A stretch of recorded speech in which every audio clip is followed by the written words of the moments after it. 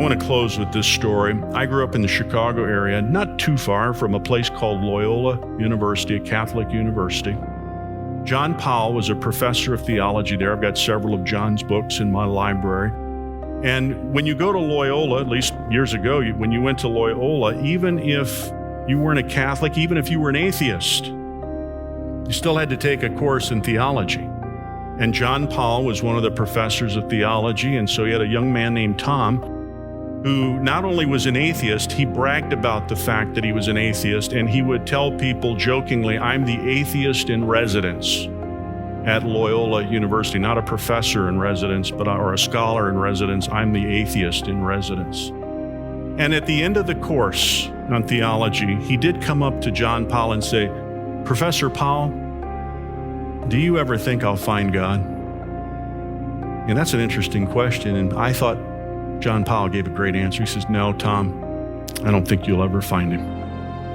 I don't think you'll ever find him, but I'm sure that God will find you. I'm sure that God will find you." He left the class. John Powell wondered whatever happened to the guy. Never saw him for years. And then one day, John Powell said this man wandered into his office at Loyola and said, "Do you remember me, one of your students, Tom?" "Of course I remember you, Tom."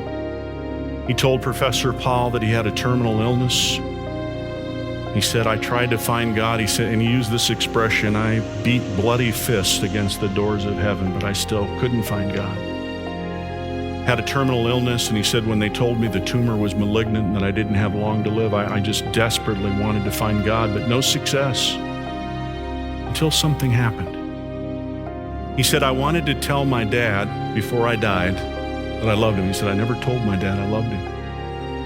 And so he said, "I went home, and my dad had the paper up in front of him." Picture that scene, Dad sitting in a chair with the paper in front of him. And Tom said, "I walked in and I said, 'Dad, I just came to tell you that I love you.'" And Tom said the paper fluttered to the ground. He just let go of it. He didn't put it down. He just let go of it, and it fluttered to the floor. And he said, "My dad did two things I never saw him do. Growing up, my dad started weeping, and he said, then my dad said, 'I love you too, Tom.'" And here's what Tom told John Powell.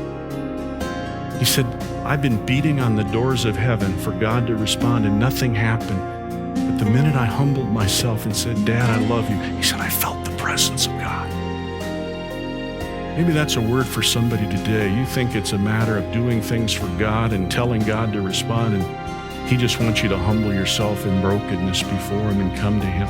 And you know what? He responds, because He does more with brokenness than He will ever do with your abilities or skills or talents. He's the potter. We're the clay. Don't ever forget that.